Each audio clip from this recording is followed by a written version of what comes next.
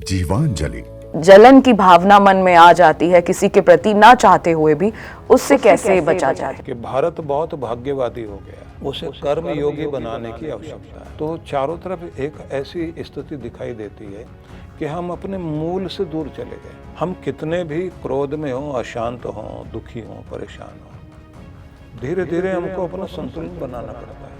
अगर आपकी पारिवारिक प्रसन्नता नहीं है तो आप अधूरा जीवन जी रहे हैं। तो याद शब्द को पलट दीजिए तो बन जाता दया, कि अगर जीवन में लाभ लेना चाहते हैं तो भला करना सीख जाइए।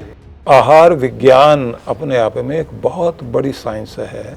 पहले तो ये जान लीजिए कि आपसे कीमती दुनिया में कुछ भी नहीं। कभी कभी थोड़ी देर रो लीजिए, अपने को हल्का कर लीजिए। हर व्यक्ति को अपने मस्तिष्क का नवीनीकरण करते रहना चाहिए। बच्चे जो सारा दिन मोबाइल फोन पकड़ कर बैठेंगे, माँ बाप मना नहीं कर सकते उनको कि अगर आप आगे चले गए हैं तो पीछे जो रह गए उनकी मदद कीजिए। अहंकार आने लग जाए तो ये ध्यान रख लीजिए लाखों लोग आपसे आगे भी हैं। कि नींद अच्छी हो तो आप अपना रात्रि को स्क्रीन टाइम कम करें, सही जगह के साथ में आगे से आगे बढ़ते जाइए, आपको स्थान मिलता चला जाएगा। नमस्कार, मैं हूं सुप्रिया और स्वागत है आपका हमारे इस विशेष पॉडकास्ट में। विशेष इसलिए है क्योंकि आज हमारे साथ मौजूद हैं परम पूज्य श्री सुधांशु जी महाराज, जिन्होंने 1991 में एक संस्था की स्थापना की जिसका उद्देश्य था साधना, सेवा और संस्कार। इस संस्था से उन्होंने जो जीवन में लोगों के परिवर्तन लाया, इस देश में परिवर्तन लाया, वो हमारे सामने है। सुधांशु जी महाराज, आपका हमारे इस पॉडकास्ट में बहुत बहुत स्वागत है। आपका भी बहुत बहुत अभिनंदन और सभी दर्शकों के लिए मेरी बहुत बहुत शुभकामनाएं। महाराज जी, हमने शुरुआत ही करी उस पल से जिससे आपका जीवन आगे भी बढ़ा और आपने लोगों का जीवन आगे बढ़ाया और लोगों की जिंदगी बदली। बीजेएम, जिसे हम विश्व जागृति मिशन के नाम से जानते हैं और जिसका उपदेश बहुत ही सरल है, मानवता की सेवा करना, मानवता को आगे बढ़ाना। तो सबसे पहले हम यही जानना चाहेंगे, जो आपने कई सालों पहले एक संस्था की स्थापना की थी, उसका मन आपने कैसे बनाया और कैसे आपने उस समय ही सोच लिया कि आपको सेवा, साधना और संस्कार को आगे लेके जाना है? तो देखिए, सबसे पहले तो मैं ये बताऊं कि सभी व्यक्तियों के लिए भगवान ने कुछ न कुछ विशेष जीवन का उद्देश्य दिया होता है और जीवन की सार्थकता तब बनती है जब हम अपने जीवन के उद्देश्य को जान लेते हैं, समझ लेते हैं। बहुत ही बाल्यकाल से ही माता पिता के संस्कार और सत्संग का जो प्रभाव जीवन में आया और अच्छे ग्रंथों को सुनना, क्योंकि छोटे बच्चे सुन ही सकते हैं, तो उसके प्रभाव के कारण जो भी जीवन में आध्यात्मिकता और धार्मिकता का प्रभाव आया, उसके परिणाम स्वरूप एक चीज़ जीवन में अवश्य बनी कि मुझे स्वयं के जीवन का भी उद्धार करना चाहिए और अगर कुछ मेरे पास ऐसा है जिससे दूसरों को भी लाभ पहुंच सकता है तो वो लाभ मुझे पहुंचाना चाहिए। सबसे बड़ी बात हुई कि उत्तरकाशी में हमारे पूज्य गुरुदेव पूज्यपाद सदानंद जी महाराज, उनकी शरणागति प्राप्त होने के बाद ध्यान की कुछ उपलब्धियां जैसे ही उपलब्ध हुई तो उसके बाद ये मन में एक भाव जागा कि मैं इसको दूसरों को भी दूं। गुरुदेव की आज्ञा थी कि 1 वर्ष पूरे भारतवर्ष का भ्रमण किया जाए जी। और लोगों का जीवन बारीकी से देखिए कि शास्त्र, अध्यात्म, धर्म ग्रंथ लोगों के जीवन को प्रभावित करने के लिए, उनका जीवन सुगम बनाने के लिए क्या संदेश देता है जी। और कहाँ से शुरू करना चाहिए। तो उस भाव को लेकर के मैं उत्तर से दक्षिण तक और पूर्व से पश्चिम तक पूरा 1 वर्ष भ्रमण किया। अच्छा। और बहुत बारीकी से गांव से लेकर शहरों तक लोगों के जीवन को देखा। उसके बाद मैंने शास्त्र के आधार पर एक जीवन शैली और लोगों के लिए क्या लाभदायक हो सकता है, उसके लिए कार्य योजना बनाई और फिर उस पर मैंने काम करना शुरू किया। अधिकांश रूप से मुझे एक बात लोगों के बीच में लगी कि भारत बहुत भाग्यवादी हो गया, जी उसे कर्म योगी बनाने की आवश्यकता है। दूसरी बात मुझे ये महसूस हुई कि गांव शहर की तरफ भाग रहा है। जी तीसरा ये कि हम पश्चिम का अंधानुकरण करते हुए अपनी जो मूल सुगंध है उसको खो रहे हैं।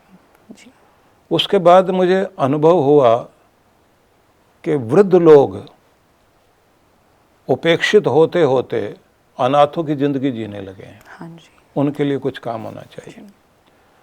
सबसे अधिक असर पड़ा तब जब मैं झारखंड में गया और वहाँ पर मैंने आदिवासी समाज को देखा, विशेष रूप से उनके अनाथ बच्चों को, जी जिनके माता पिता नक्सलाइट लोगों ने मार दिए और जंगल में रोते हुए बच्चे का कोई सहारा नहीं। बिल्कुल। तो मुझे ये अनुभव हुआ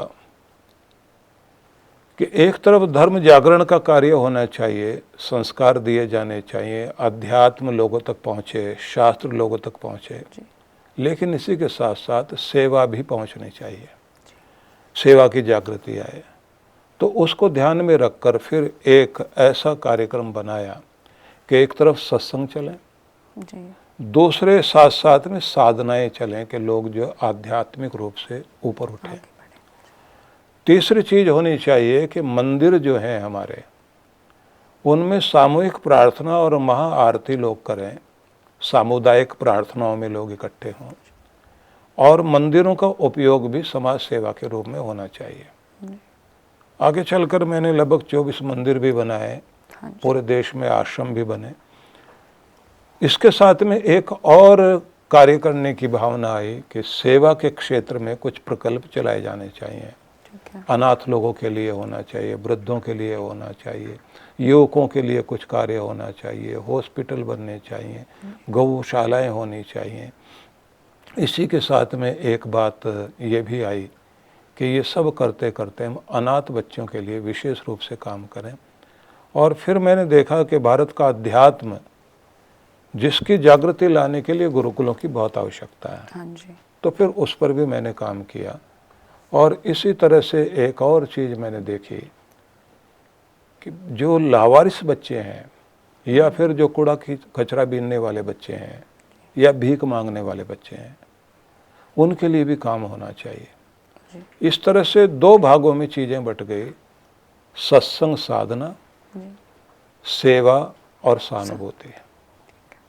तो इस तरह से कार्य की एक सूत्रपात हुआ, शुरुआत हुई। जी महाराज जी, आपने लगभग 35 सालों पहले ये काम शुरू कर दिया था, और जिस काम की अभी के दौर में, जैसे हम कहें कि आधुनिक जीवन हो गया है, अब सबका, लोग भाग रहे हैं, दौड़ रहे हैं, पैसा कमाने के लिए लगे हुए हैं, लेकिन जो जीवन का जो मूल उपदेश है वो भूलते जा रहे हैं।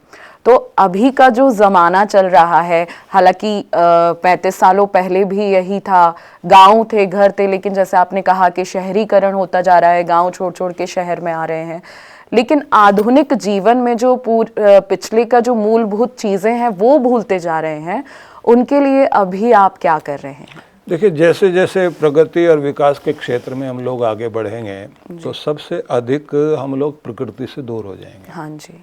दूसरी बात है कि जैसे लोगों की नींद कम हो रही है, अशांति बढ़ रही है, लोग इरिटेट बहुत अधिक हो रहे हैं, बहुत जल्दी गुस्सा आता है, और लोगों के रिश्ते खराब हो रहे हैं। माता पिता की तो बात क्या है, अब तो समस्या है कि पति पत्नी के रिश्तों में भी गिरावट आ रही है, और सबसे ज़्यादा दो लोग उपेक्षित हो रहे हैं, एक बूढ़े लोग और एक बच्चे, क्योंकि माँ बाप की गोद नहीं मिल पा रही। बच्चों को टीचर और ट्यूटर लेकर बैठा हुआ, उसके बाद में जो है ज़्यादातर स्क्रीन से बच्चे जुड़े हुए हैं, चाहे वो मोबाइल फ़ोन देख रहे हैं, टीवी देख रहे हैं, ग्राउंड में खेलने के लिए नहीं जा पा रहे हैं। तो चारों तरफ एक ऐसी स्थिति दिखाई देती है कि हम अपने मूल से दूर चले गए। अब वो मूल हमारा क्या है? मूल है कि हर व्यक्ति के जीवन में शांति चाहिए, जिससे उसका विकास हो सके। क्योंकि जब तक आपके जीवन में शांति है तो आपके पास मुस्कुराहट भी है, गीत संगीत भी है, अच्छी नींद भी है।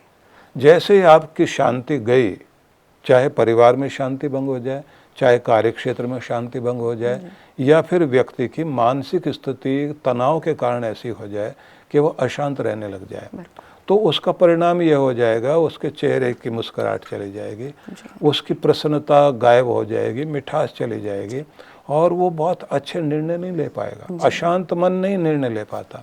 इसलिए पहली सबसे आवश्यकता है व्यक्ति को शांति चाहिए। दूसरी चीज़ है तनाव मुक्त होकर हम संतुलित हों, खुद को बैलेंस करें। ये एक बहुत बड़ी समस्या हो गई कि हमारा बैलेंस बिगड़ रहा है जी। तो आजकल बहुत आवश्यकता है कि व्यक्ति अपना बैलेंस बनाए। और देखिए एक बात है, हम कितने भी क्रोध में हों, अशांत हों, दुखी हों, परेशान हों, धीरे धीरे हमको अपना संतुलन बनाना पड़ता है जी। नहीं नहीं बनाएंगे और उसी स्थिति में टिके रहे तो या तो बीमार पड़ जाएंगे या आपकी खुशी सदा के लिए जाती रहेगी। 72% व्यक्ति को जीवन भर में तनाव के कारण, स्ट्रेस के कारण बीमारियां पैदा होती हैं। 72% बीमारियां, और तनाव आज के दौर में बहुत अधिक है। तो इसके लिए आवश्यक है कि एक तो शांत रहने के लिए थोड़ा सा भक्ति और ध्यान, जी। तो सबसे अधिक आवश्यक है संतुलन बने। कोई कितना भी तनाव में हो, शांत होना पड़ेगा, क्रोध भी शांत करना पड़ेगा, निराशा को भी संतुलन में लाना पड़ेगा, अपनी चिंताओं को भी आपको ऐसी जगह आना पड़ेगा जहां आपको थोड़ा संतुलन आ जाए, आपको शांति आ जाए। तो उसके लिए क्या करना चाहिए, तो वो मैं थोड़ा सा बताना चाहूँगा। जी महाराज जी, जैसे आप बता ही रहे हैं, हमारे चैनल के माध्यम से मैं पूछना चाहूँगी, क्योंकि बहुत सारे लोग हमें मैसेज करते हैं और लोग आधुनिक जीवन जी रहे हैं। वो चाहते हैं कि पार्टी करना कैसे होता है, ऑफिस जाना कैसे होता है, शॉपिंग करना कैसे होता है, लेकिन असल में जीवन क्या है वो भूलते जा रहे हैं। तो हमारे चैनल के माध्यम से आप लोगों तक वो एक बात पहुंचाइए कि असल में जीवन क्या है और हमें इसे कैसे समझना चाहिए। पहले तो ये जान लीजिए कि आपसे कीमती दुनिया में कुछ भी नहीं है। आप अपना ध्यान रखिए, अपने ऊपर काम कीजिए। सबसे पहले अपने आरोग्य पर काम करना चाहिए, अपने स्वास्थ्य पर काम करना चाहिए। उसके बाद में आपको चेष्टा करनी चाहिए अपनी आर्थिक उन्नति पर। तीसरी चेष्टा करनी चाहिए कि आपके जो पारिवारिक रिश्ते हैं, संबंधों में, वो भी आपके धन कमाने जितना ही बल्कि उससे भी कहीं अधिक मूल्यवान है। जी। पहला मूल्यवान है आपका स्वास्थ्य, दूसरा है आपके लिए मूल्यवान कि आपकी आर्थिक आत्मनिर्भरता बनी रहनी चाहिए, तीसरा आता है आपकी पारिवारिक प्रसन्नता बनी रहनी चाहिए। अगर आपकी पारिवारिक प्रसन्नता नहीं है तो आप अधूरा जीवन जी रहे हैं, जो कि आजकल बिल्कुल खत्म ही हो गई है। छोटा परिवार हो गया है, 2 लोग पति पत्नी छोटा रहना परिवार पड़ते हैं। दुखी परिवार दिखाई दे रहा है। जी बिल्कुल। पहले बोलते थे छोटा परिवार सुखी परिवार, लेकिन दुखी परिवार, तनावपूर्ण परिवार, असंतुलित परिवार दिखाई देने लगा। तो पारिवारिक प्रसन्नता चाहिए। चौथी चीज आती है कि आपकी सामाजिक प्रतिष्ठा, जी। समाज में आपका प्रभाव, समाज में आप क्या दे रहे हैं, समाज से ले रहे हैं तो आप क्या दे रहे हैं, और आपको कैसे याद किया जाना चाहिए, जी। आपके बाद आपको कैसे याद करें लोग, आप कैसे याद किया जाना चाहते भी हैं, जी। वो भी एक बात है। उसके बाद में अगला महत्वपूर्ण बिंदु आता है आपका आध्यात्मिक जीवन, जिसके आधार पर आप अपने आत्मिक बल से संपन्न होते हैं। और आत्मिक बल जब आपका बढ़ता है तब आपका पहाड़ जैसा दुख भी आपको तिनके जैसा लगेगा, उसका सामना कर पाओगे। और अगर वो नहीं है तो तिनके जैसा दुख भी पहाड़ जैसा लगेगा और आप सामना नहीं कर पाओगे। इसलिए अध्यात्म आवश्यक है। तो 2 भागों में जीवन बट गया, एक हो गया हम अधिभौतिक जीवन और एक आध्यात्मिक जीवन। जो भौतिक जीवन है उस जीवन में ये सब चीज़ें चाहिए कि आपको आरोग्य भी चाहिए, आपको आर्थिक आत्मनिर्भरता भी चाहिए, पारिवारिक प्रसन्नता भी चाहिए, सामाजिक प्रतिष्ठा भी चाहिए। ये सारी चीज़ें करने के साथ साथ में तो इसलिए आवश्यक हो गया कि जब आप पारिवारिक प्रसन्नता के साथ सामाजिक प्रतिष्ठा बना लेते हैं और समाज को कुछ देने की चेष्टा करते हैं, तो उसी के साथ आवश्यक होता है कि आपका आध्यात्मिक जीवन भी होना चाहिए, और वो भी ऐसा कि जिससे आप अपने मूल स्रोत से जुड़ सकें, भगवान से जुड़ सकें, यूनिवर्स से जुड़ सकें, और आप अपने भीतर शक्ति से संपन्न हो सकें। इसके लिए चाहिए एक ऐसा संतुलन। सबसे पहले तो हम आएंगे आरोग्य पर। जी। आरोग्य के लिए आवश्यक है कि आप अपनी दिनचर्या ठीक करें, अपने आहार को ठीक करें। फिर आता है आपकी नींद अच्छी हो, तो आप अपना रात्रि को स्क्रीन टाइम कम करें, इंस्ट्रूमेंटल म्यूजिक सुने, नेचर के बीच जाएं, जिससे तनाव मुक्त भी हों, और एक अनुशासित जीवन शैली, डिसिप्लिन में रहना पड़ेगा। खाना पीना, सोना जागना, उठना बैठना, सब में अनुशासन चाहिए। तो आपको एक स्थिति आएगी कि अपने आरोग्य पर भी, शरीर का आरोग्य, प्राणों का आरोग्य, आपके मन का आरोग्य, आपकी बौद्धिक क्षमता, उस सब को बढ़ाए रखने के लिए जहाँ आपको अपनी जीवन शैली ठीक करनी है, अपना आहार ठीक करना, अपनी नींद अच्छी करनी है, वहीं आपको 3 तरह की एक्सरसाइज, फिजिकल एक्सरसाइज करनी चाहिए। उनमें आ जाता है कि आपको कार्डियो एक्सरसाइज करनी चाहिए, जिसमें दौड़ भाग भी करें, आप जॉगिंग करें, रनिंग करें, आप तेज़ी से चलें।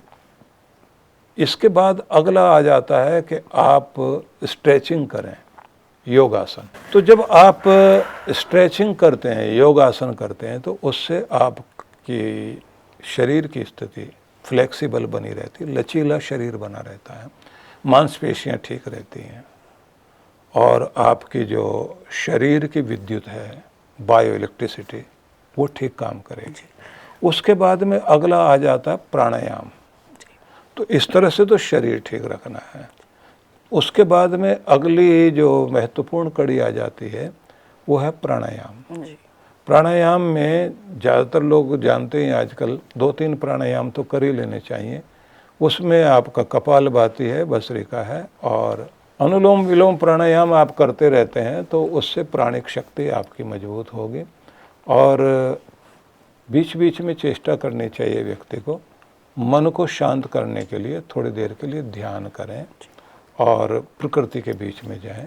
तो ये सब वो चीज़ें हैं कि जिससे आप अपने जिसको मैं कहूँगा आरोग्यता को, स्वास्थ्य को विशेष रूप से ध्यान दे पाएंगे। एक चेहरे पर आभा मंडल आपका वो आकर्षक बना रहेगा, ग्लो बना रहेगा, और जितना माथा शांत रहे, कुछ ही चीज़ें हैं, जिसका माथा शांत है, जिसकी आंखों में प्रेम है, और जिसके चेहरे पर प्रसन्नता है, जिसके वाणी में मिठास है, जिसके काम करने में उत्साह और ऊर्जा बनी हुई है, वो सफल व्यक्ति है। महाराज जी, आपने इतनी अच्छी बातें बताई, लेकिन जो भी लोग सुन रहे हैं वो भी जानते हैं कि आजकल ना बहुत ज़्यादा बिजी लाइफ हो गई है सबकी, सब पैसे के पीछे भाग रहे हैं, योगा करना चाहते हैं लेकिन नहीं हो पाता, जिम जाना चाहते हैं तो एस्ट्रोडॉइड खा के बॉडी बना रहे हैं। तो ऐसी स्थिति में आप लोगों को क्या मतलब मैसेज देना चाहेंगे कि इस डायरेक्शन में ना जाके आपको इस डायरेक्शन में जाना है, ताकि जीवन का संतुलन आपके हिसाब से बन जाए? देखिए, सवेरे पार्क में आप जा सकते हैं अगर आपको जल्दी सो सकते हैं और जल्दी उठ सकते हैं, एक तो ये आदत डालनी चाहिए। और शाम के समय में थोड़ी देर आप ज़रूर सैर करें। जिनके को ज़्यादा स्ट्रेस रहता है, उन लोगों को चाहिए कि वो थोड़ी देर प्रकृति के बीच में जाएं, चिड़ियों की आवाज़ भी कभी कभी सुन लेनी चाहिए, और छिपते हुए सूर्य को देखिए। आप किसी सरोवर के किनारे आप जा कर के बैठ कर के देखिए। उसके लिए समय नहीं आप निकाल पा रहे हैं, क्योंकि अगर अपने लिए नहीं समय निकाल पाते तो ये भी एक दुखद स्थिति है। नहीं ये सब कर पा रहे हैं तो फिर एक काम करना चाहिए, अपने घर में ही एक कोई ऐसा स्थान बनाइए। आप हिमालय नहीं जा सकते, हिमालय जैसा वातावरण बना सकते हैं। घर में आप इतनी अच्छी पेंटिंग लगा सकते हैं, या ऐसे आजकल चीज़ें आती हैं कि आप अपना पूरे दीवारों के ऊपर पूरे हिमालय को ला सकते हैं, और ध्यान का एक आसन बिछा के वहाँ बैठिए, प्राणायाम कीजिए, और ऐसा चिड़ियों का म्यूजिक आता है उसको चलाइए आप, तो आप खुद ये महसूस करेंगे जब आप कल्पना में गलत जगह जा सकते हैं, अच्छी जगह भी जा सकते हैं। जी बिल्कुल। तो वहाँ बैठे बैठे महसूस कीजिए कि आप हिमालय में हैं और आप किसी ऐसे अच्छे वन में हैं जहाँ सुंदर चिड़िया, उनका म्यूजिक चल रहा है, और पियानो के ऊपर कई बार जो है बर्ड्स वगैरह की ऐसी बहुत सारा म्यूजिक मिल जाता है, अल्फ़ा लेवल आपका मस्तिष्क का आ सके। तो उसके लिए आप जो है बैठ करके थोड़ी देर वहाँ आनंद लें। और कभी कभी ये भी कर सकते हैं कि आप फास्ट म्यूजिक लगा करके जी और रिदम के साथ में खूब अच्छे से डांस करें, जी तो आपका स्ट्रेस दूर होगा। और उसके बाद में जब आप थक जाते हैं तो थोड़ी देर बैठ करके 2 घूंट पानी पी करके माथे को शांत करके खुद को कई बार बोलना चाहिए, रिलैक्स रिलैक्स रिलैक्स, शांत शांत शांत शांत, और सिर से लेकर शरीर के पूरे भाग तक शांत करने की चेष्टा करें। जी थोड़ी देर ऐसे जब आप शांत होकर के बैठेंगे तो आप स्वयं अनुभव करेंगे कि यूनिवर्स से आती हुई शांति की ऊर्जाएं सिर से होकर आपके शरीर में, आपके बॉडी सेल्स में, पूरे शरीर की कोशिकाओं में प्रवेश कर रही है, और आप स्वयं में बहुत अधिक शांति अनुभव करेंगे।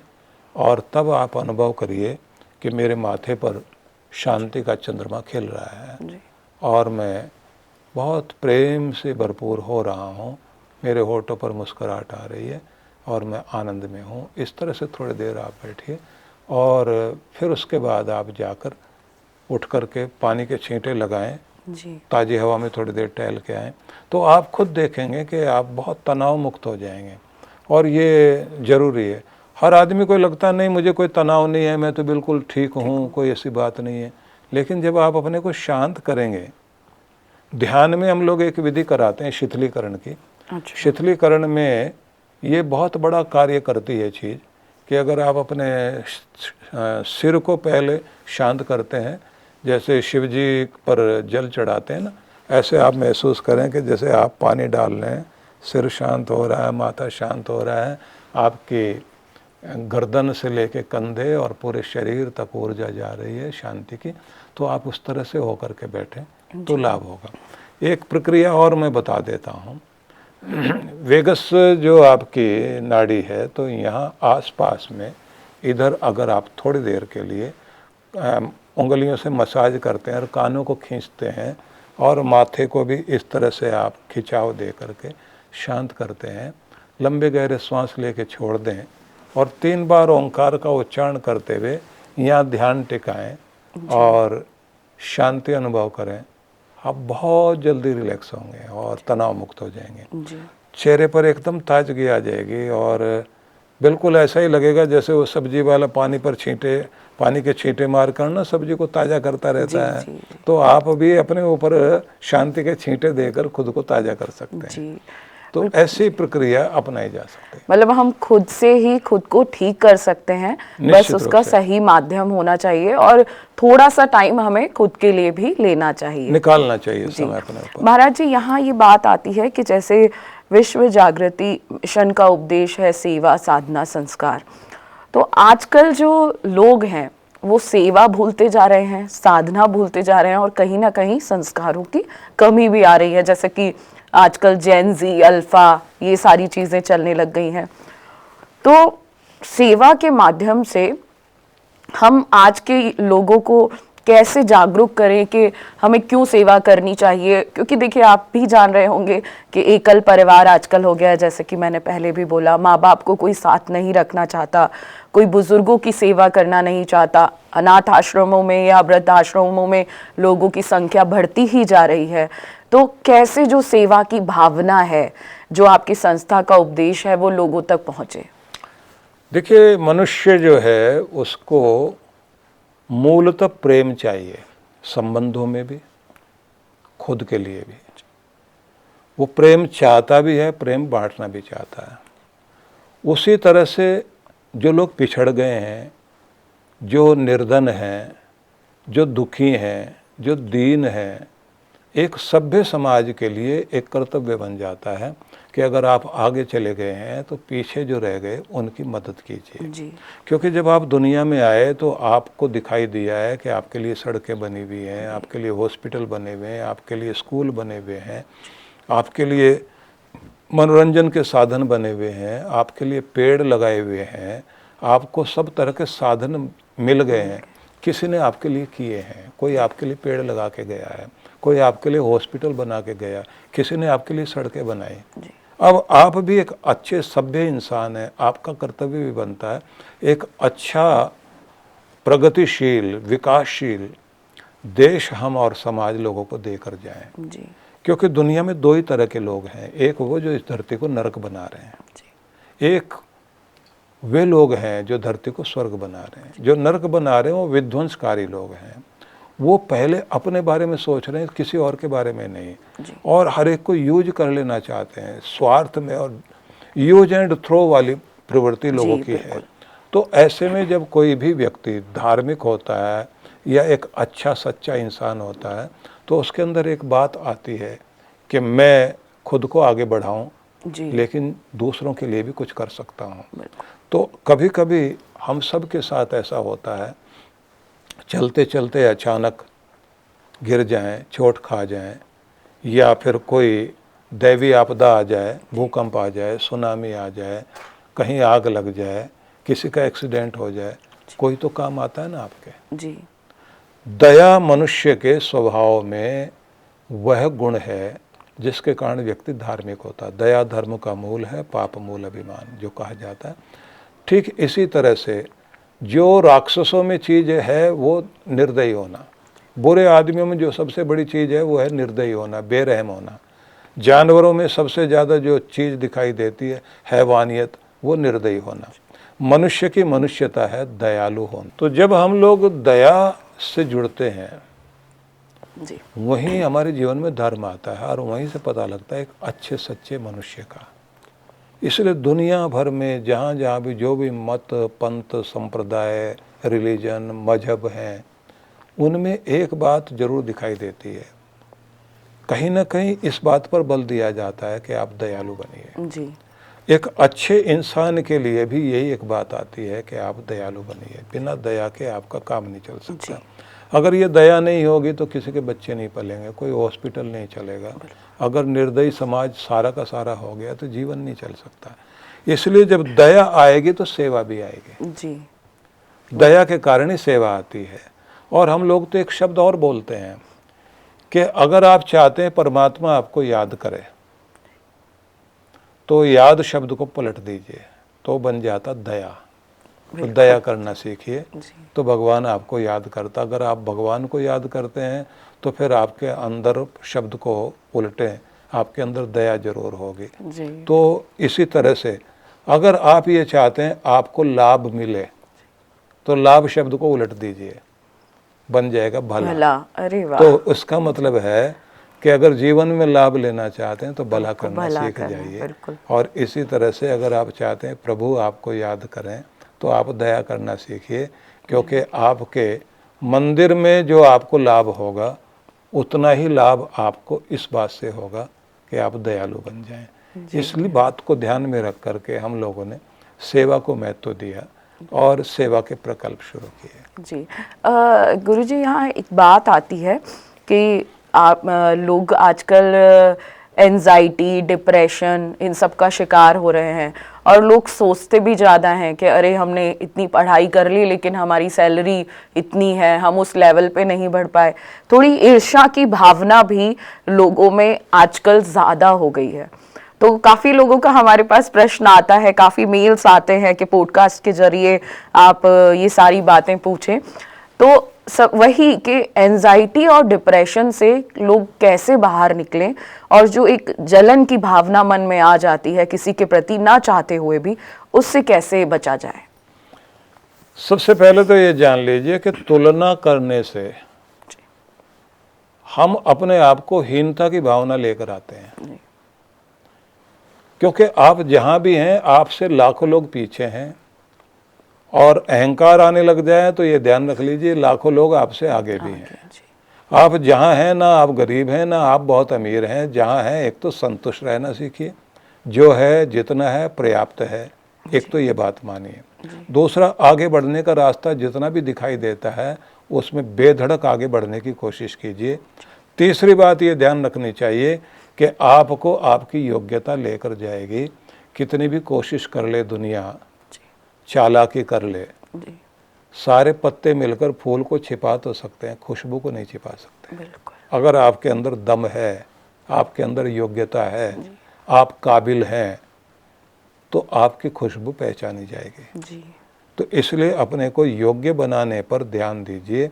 योग्यता के पीछे पीछे दुनिया आती है। और ये एक याद रखिए, जो अयोग्य आदमी होता है वो बॉस के पीछे पीछे घूमता है, बिल्कुल। तारीफ करता हुआ। जी, अगर आप योग्य हैं तो बॉस आपके पीछे पीछे घूमता है। जी, और हर किसी कंपनी में और हर जगह कोई ना कोई 2-4 लोग ऐसे जरूर होते हैं बढ़िया, जिनके कारण वो कंपनी चलती है। वो योग्यतम लोग होते हैं जी, और उनको हर कोई पहचानता है। बाहर की कंपनी वाले भी पहचानते हैं इस कंपनी को ये चला रहे हैं। जी, वो ढूंढ के उसको लेके जाएंगे और पैसे देंगे, आपको क्या चाहिए हम देने को तैयार, आप हमारे साथ आओ। जी, अयोग्य आदमी को हर जगह ना ना ना ना बोला जाता रहेगा। इसलिए आप आज नहीं पहचाना जा रहा है आपको, घबराइए नहीं, अपनी योग्यता बढ़ाइए, अपने आप को ऊंचा उठाइए और फिर आप देखिए कि आपकी पहचान आएगी। हाँ, ये बात ज़रूर है, कभी कभी हम गलत जगह होते हैं सही होकर भी, क्योंकि आपने शायद सुना भी होगा, ज़्यादातर लोग जानते हैं कि दुनिया का महान गिटार वादक अपना 2.5 करोड़ का गिटार लेकर जी, न्यूयॉर्क के रेलवे स्टेशन पर बैठकर सारा दिन बजाता है जी, और लोग आके उसको कुछ पैसे सिक्के देते डालते हैं, हैं, कुछ सेंट्स डालते हैं।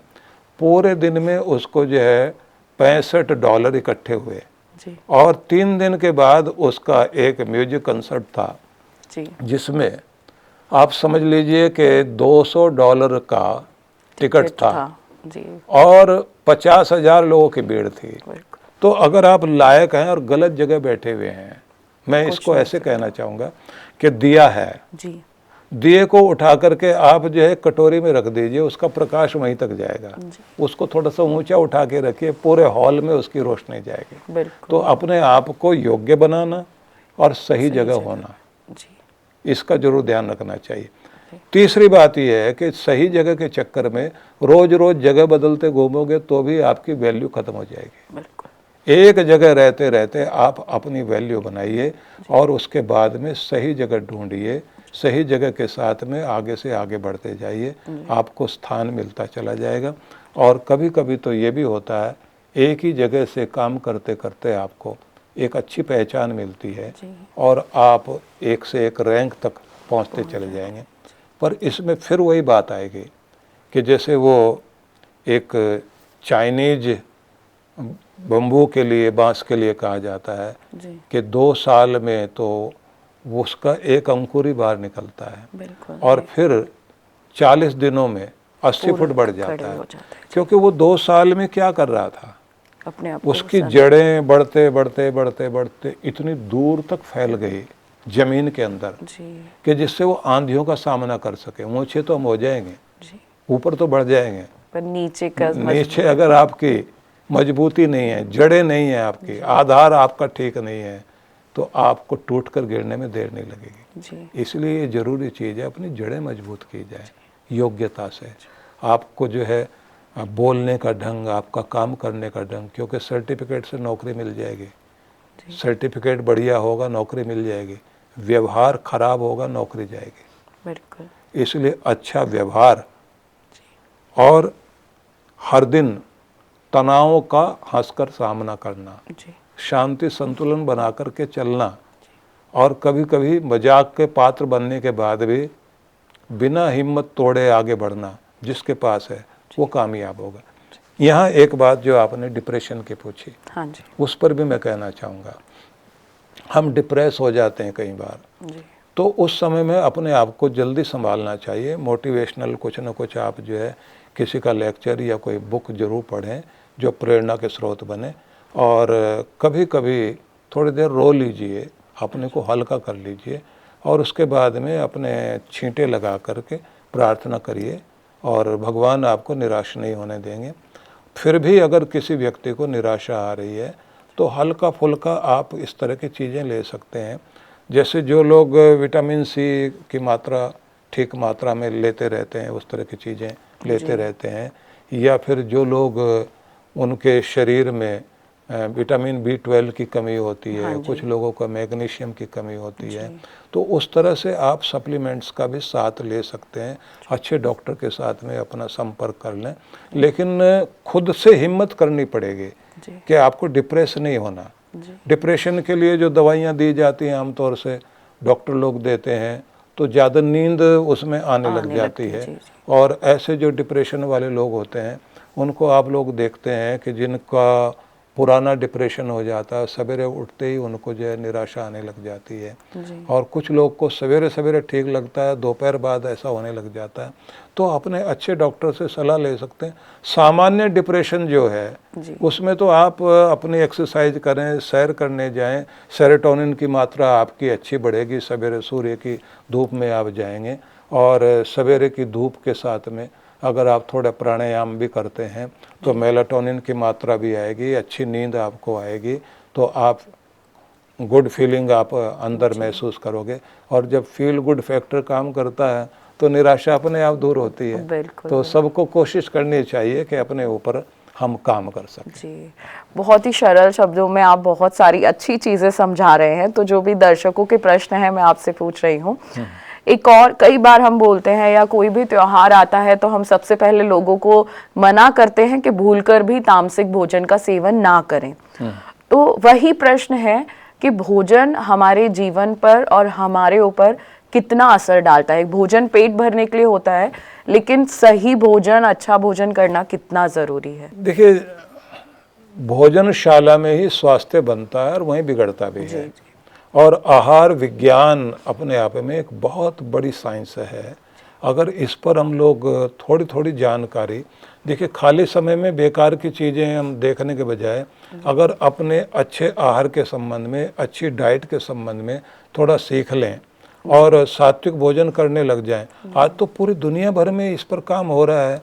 लोग जो है सात्विक भोजन पर काम कर रहे हैं, और अमेरिकन, यूरोपियन लोग जो है वो इस चीज़ को पसंद करने लगे हैं। तो हमें भी ये चेष्टा करनी चाहिए कि अपने आहार को उत्तम करें, और जो हमारे पर्व के अवसर पर अलग अलग तरह के जो आहार माने जाते हैं वो बहुत लाभकारी हैं। जैसे मान लीजिए मकर संक्रांति गई, उस समय तिल आदि का प्रयोग बहुत अधिक करने के लिए बोला जाता रहा, और उसके बाद रेवड़ियाँ, मूंगफलियाँ, इस तरह की चीज़ें और पॉपकॉर्न वगैरह प्रयोग करते हैं लोग। ये सब शरीर को स्वास्थ्य बढ़ाने के लिए चीज़ें हैं। इसी तरह से जो है अगले अलग अलग त्योहारों में उस तरह की चीज़ें सामने आती हैं। तो त्योहार के साथ भी वो चीज़ है, और हमारे साथ में जो आध्यात्मिक जीवन जीने वाले लोग हैं उनमें तो विशेष रूप से ये कहा जाता है कि प्रश्न ये नहीं है कि आप क्या खाते हैं, जो आप खा रहे हैं आपका आहार सात्विक हो, डाइजेस्ट हो। कहते हैं ना, आप कितना सुनते हैं वो महत्वपूर्ण नहीं, कितना समझते हैं वो महत्वपूर्ण है।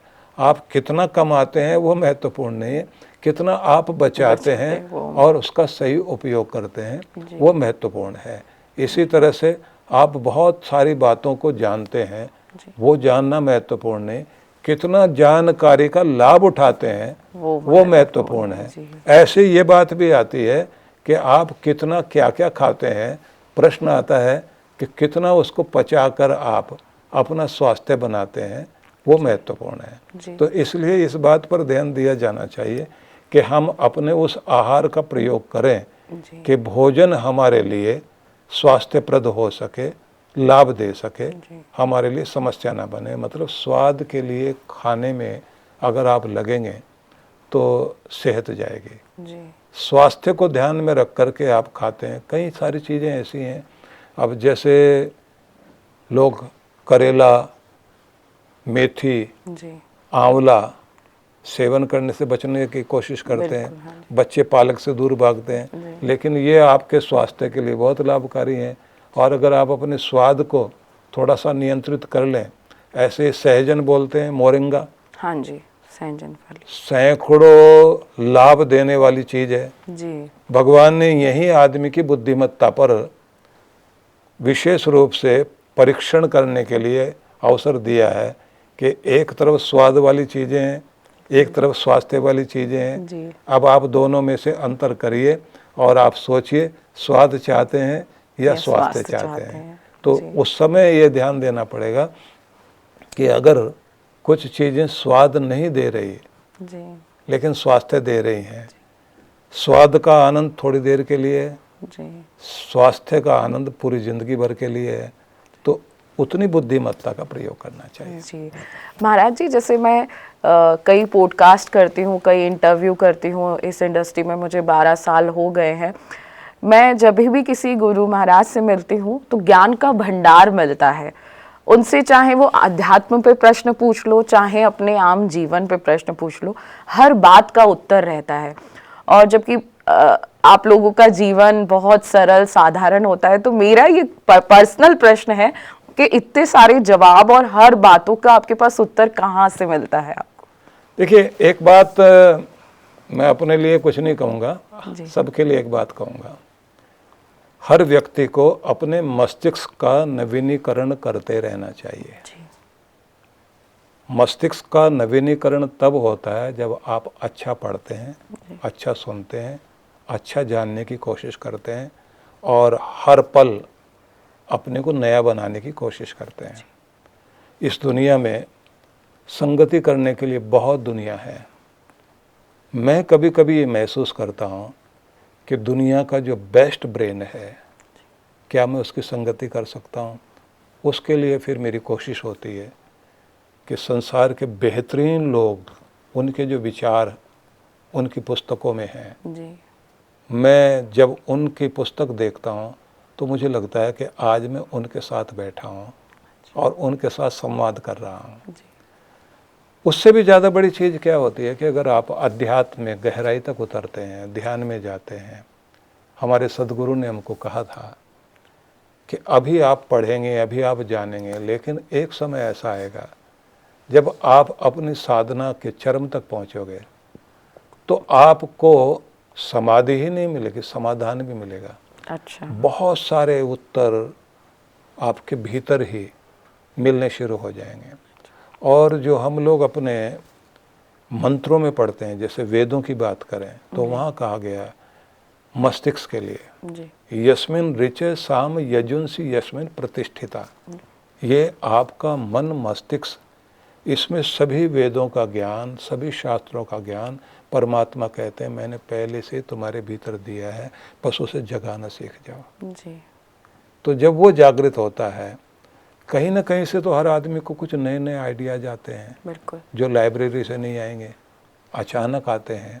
किसी एक संगीतकार को नई धुन आएगी अंदर से, किसी एक व्यक्ति को, कलाकार को, आर्टिस्ट को, वो पेंटिंग कर रहा है, कोई एक आइडिया आएगा, कोई गुस्ताव एफिल बैठा होगा और उसके दिमाग में उस समय जो है एफिल टावर बनाने की एक परिकल्पना आएगी और वो उसको जो है पहले मस्तिष्क में लाएगा, फिर उसको कागज पर उतारेगा और फिर भूमि पर साकार करेगा। तो इसलिए बहुत कुछ भीतर होता है, उसे जगाना चाहिए। दुनिया भर के साइंटिस्ट लोग नए नए अन्वेषण करते हैं, अपनी लैब में बैठते हैं, काम कर रहे होते हैं, लेकिन जब उनकी एकाग्रता सदती है, उस कंसंट्रेशन से एकाएक कोई आइडिया उनके भीतर उतरता है और वहाँ से कमाल होता है। तो जब आप वहाँ से संबंध जोड़ेंगे तो बहुत कुछ समाधान भीतर से मिलता है। जी महाराज जी, यहाँ एक बात आती है कि आप समाधान, क्योंकि आपने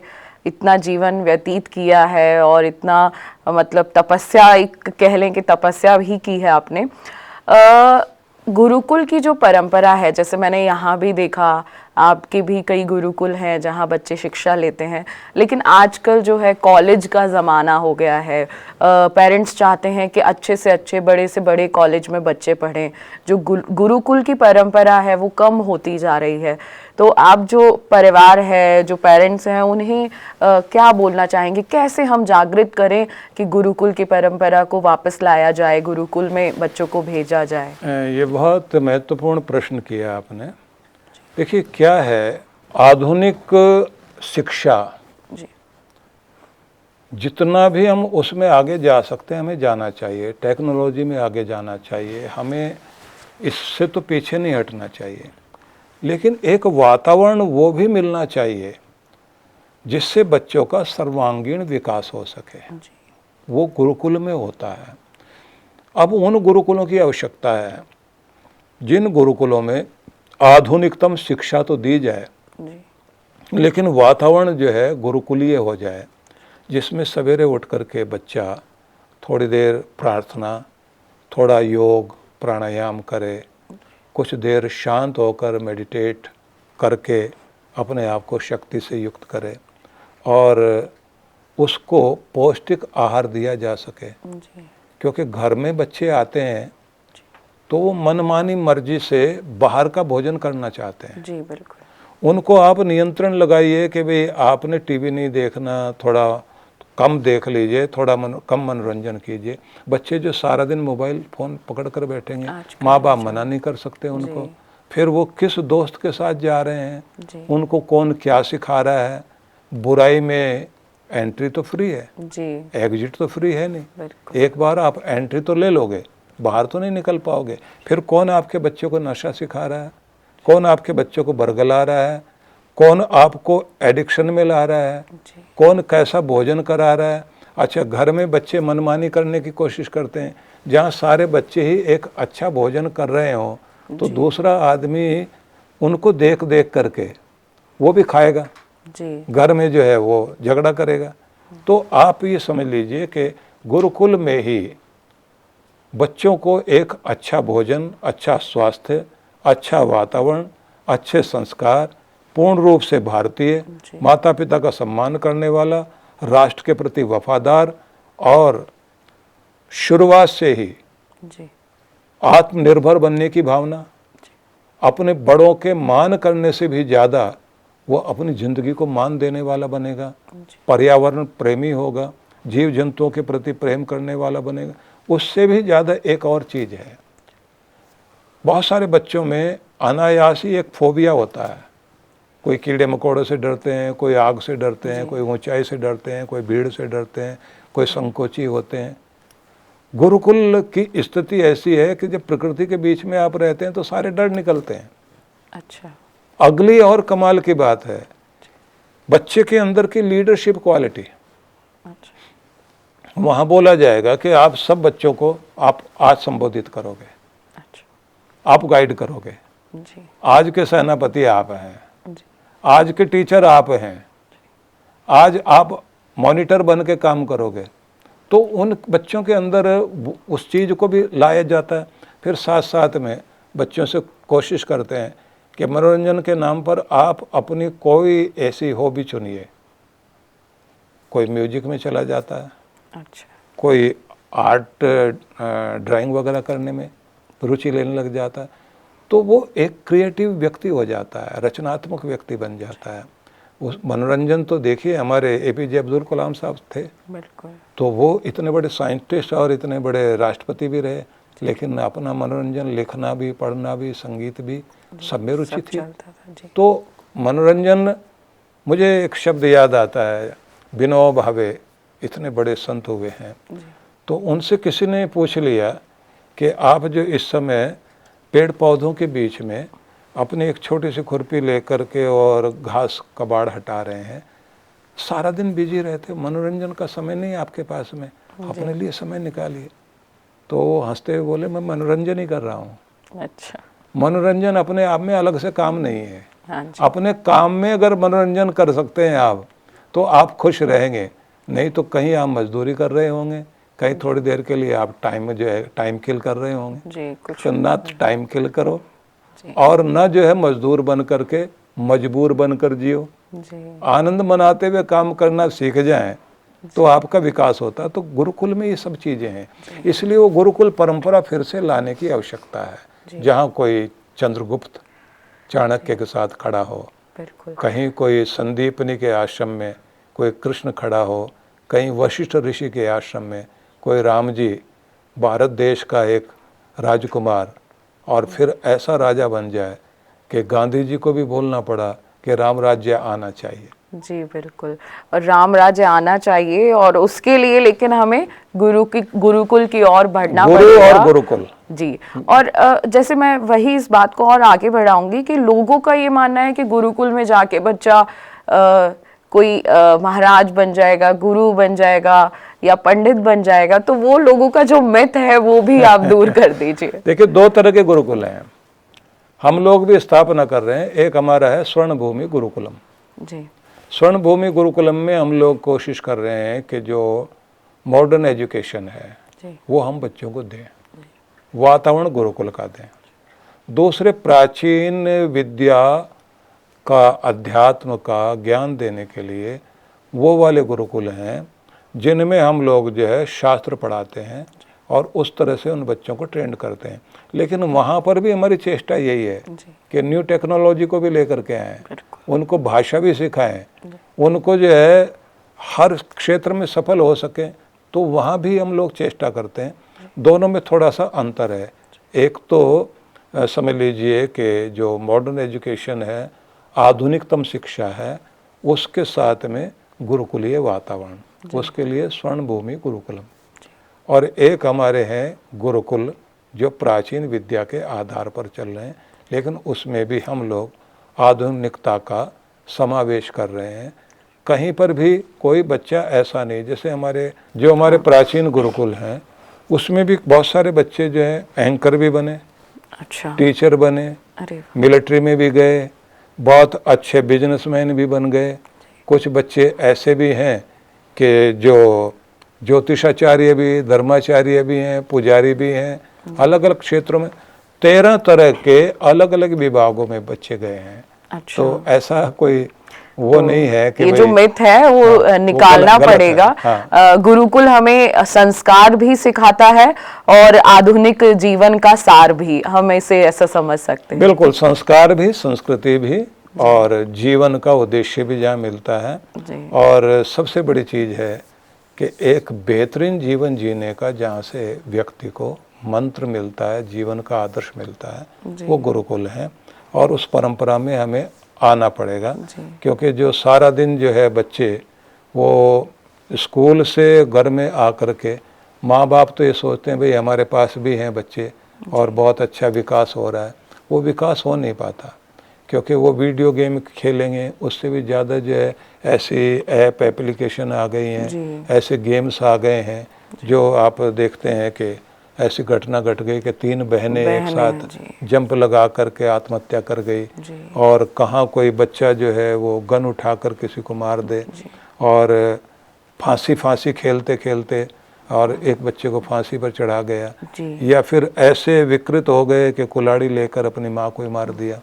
तो ये जो सब चीज़ें हैं, इससे सावधान होने के लिए, क्योंकि अगर बच्चे को बचाया नहीं गया तो वो कुछ भी हो सकता है।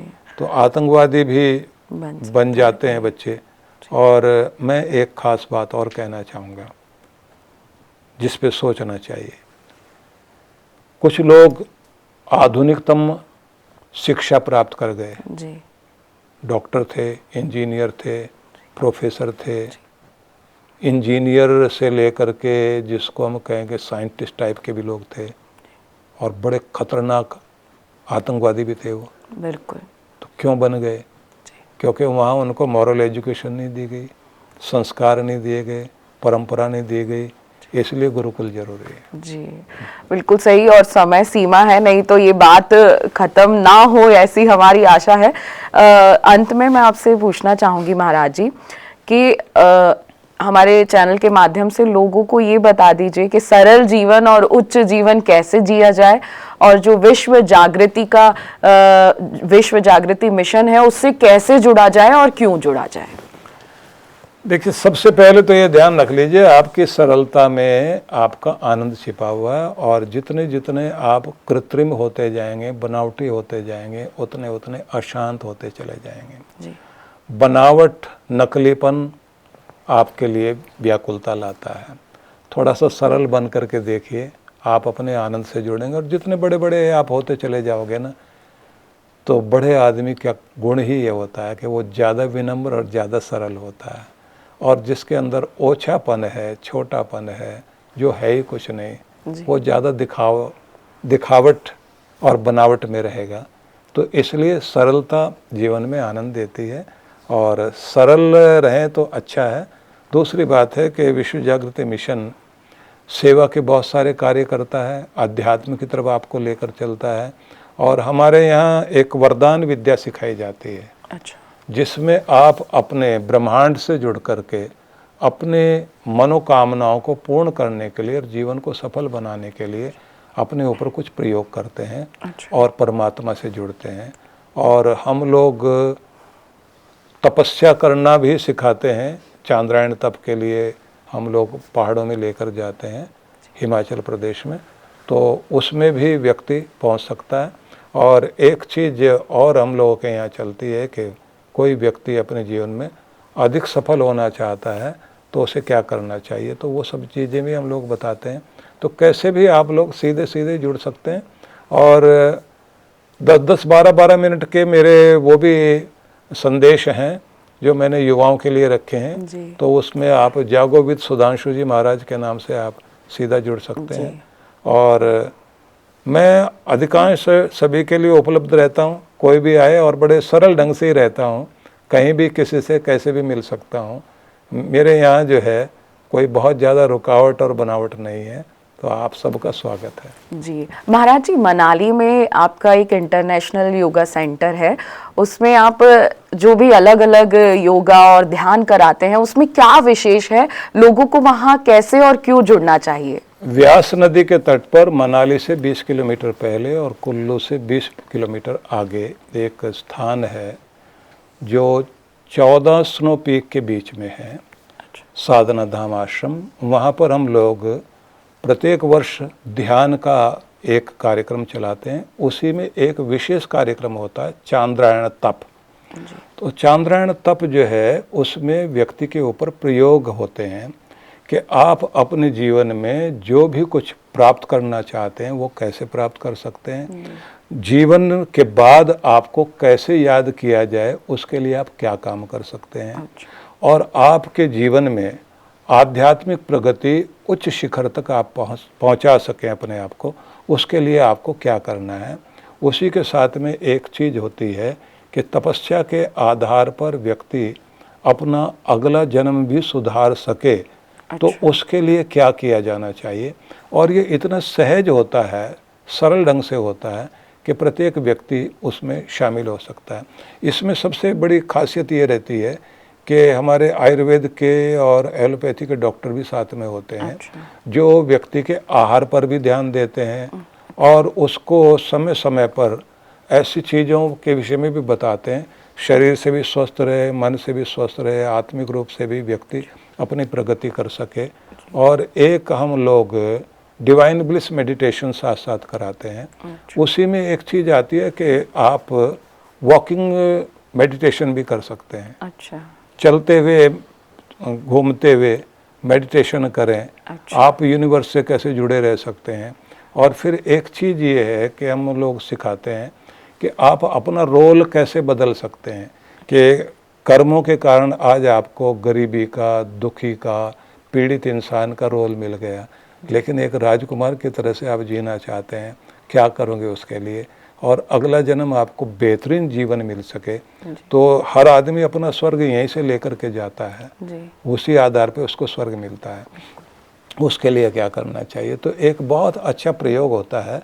तो उसमें 15 दिन का जो कार्यक्रम रहता है वो अर्ध चांद्रायण का होता है, और 1 महीने का जो है वो पूर्ण चांद्रायण कहलाता है। 5-5 दिन के वो कार्यक्रम होते हैं जिसमें मैं ध्यान के अलग अलग स्पेशल कार्यक्रम चलाते हैं। तो उसमें देश से विदेश से अनेक जगह से लोग आते हैं जी। तो ये एक तरह का ऐसा कार्यक्रम चलता है जी। तो मतलब गुरुजी, आप लोगों का प्रश्न होता है कि हमारा जीवन कैसे सुधरे, भगवान हमारी बात नहीं सुन रहे हैं, हम अपने जीवन में कुछ नई चीजें चाहते हैं तो वो हम कैसे पाएं। तो गुरुजी ने हमें उस चीज का जवाब दिया है। तो आप ज्यादा से ज्यादा लोग आप गुरुजी से जुड़े।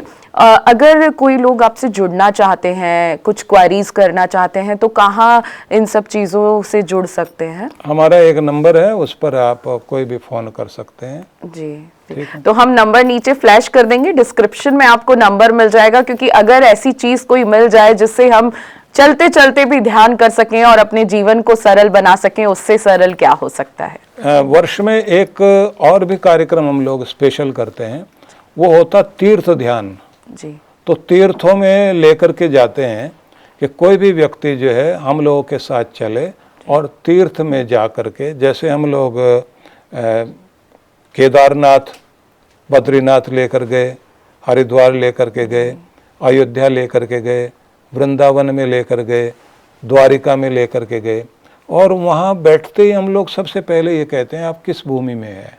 अच्छा। पहले इसको फील कीजिए, इसकी वाइब्रेशन को फील कीजिए। जैसे हम लोग बैठे हैं द्वारकाधीश की नगरी में, अब समुद्र का तट और सुंदर लहरें उठ रही हैं, तो हम वहाँ बैठते ही जब ये बता रहे हैं कि मीरा को जहाँ मोक्ष मिला था आप उस धरती पर हैं, सुदामा की दरिद्रता सदा के लिए जहाँ से समाप्त हुई थी आप उस नगरी में हैं। आप वहाँ हैं जिनका सारा सब कुछ भाग्य सौभाग्य छीन कर वन वन में भटकने के लिए मजबूर कर दिया गया था, उनको फिर से साम्राज्य की प्राप्ति और विजय की प्राप्ति जहाँ से आशीर्वाद मिला था पांडवों को, उस भूमि पर आप खड़े हुए हैं। तो जहाँ सफलता भी है, दरिद्रता का नाश भी होगा और मुक्ति की प्राप्ति भी होगी, उस भूमि में बैठकर आप प्रभु का ध्यान करेंगे। तो मतलब ऐसे वृंदावन, ऐसे अयोध्या, ऐसे हरिद्वार या ऐसे ही हम लोग जो है बद्रीनाथ में, तो वो महसूस कराते हैं तीर्थ क्या है, ये उस भूमि का महत्व क्या है, यहाँ बैठकर आप क्या पाना चाहोगे, कैसे पाना चाहोगे। जैसे हरिद्वार में ऋषिकेश में हम बैठे हैं गंगा तट पर, हम कहते हैं कि शिव जी की जटाओं से होकर के पहाड़ों से उतर करके गंगा नीचे आ रही है। एक बात जरूर सोचिए कि कभी किसी समय में एक छोटे से बर्तन में ये शरीर राख बनकर आएगा, इन लहरों में समाएगा। लहरों में जब वो राख डाली जाएगी थोड़ी देर के लिए तो वो काली होती दिखाई देगी, फिर लहरें वैसी ही बहेंगी। तो इन लहरों में राख समा जाए और हम लीन हो जाएं, उससे पहले, चिता जलने से पहले चेतना जागृत करने के लिए ईश्वर ने आपको इस तट पर भेजा है। अपने चैतन्य को जागृत करने के लिए कुछ उपाय आप करेंगे, तो अब वहाँ से वो यात्रा शुरू होती है। सबका अपना, मतलब लोग यात्रा भी करना चाहते हैं। मैं चाहूंगी कि आप महाराज जी से ज्यादा जुड़ें ताकि इन विशेष अनुभवों को पा सकें। यात्रा तो हम सभी करते हैं, योगा ध्यान तो हम सभी करते हैं, लेकिन कुछ विशेष तरीकों से अगर हमें करना है और उसका सही माध्यम हमें पाना है तो हमें महाराज जी से जुड़ना होगा।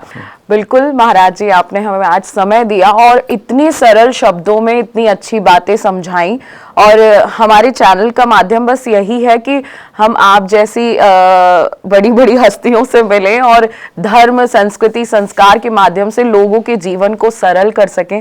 आज आपने हमें समय दिया, उसके लिए आपका बहुत बहुत धन्यवाद। सभी के बहुत बहुत अभिनंदन और सभी के लिए बहुत सारी मंगल कामनाएं। जी बिल्कुल, ये विशेष पॉडकास्ट बस आप लोगों के लिए ही था, क्योंकि आधुनिक जीवन है, भागदौड़ भरी जिंदगी है। अब इस जिंदगी को सरल कैसे बनाना है, तो ऐसे ही विशेष पॉडकास्ट आपके पास आते रहेंगे। आपके कुछ सवाल हैं तो हमें कमेंट जरूर करिए और विश्व जागृति मिशन से जुड़िए ताकि आपका जीवन आसान हो सके, सरल जीवन को आप समझ सके। और जैसा कि गुरुजी ने बताया कि जीवन बहुत आसान है, जितनी भी उलझने हैं उसके सॉल्यूशन हमारे पास हैं, लेकिन हमें उसे समझने की जरूरत है। तो आगे भी हम आपको ऐसे ही विशेष विषयों पर पॉडकास्ट लाते रहेंगे। आप हमारे साथ बने रहिए और जुड़े रहिए। नमस्कार। अगर आपको हमारा ये वीडियो पसंद आया हो तो हमारे चैनल जीवांजलि को सब्सक्राइब करें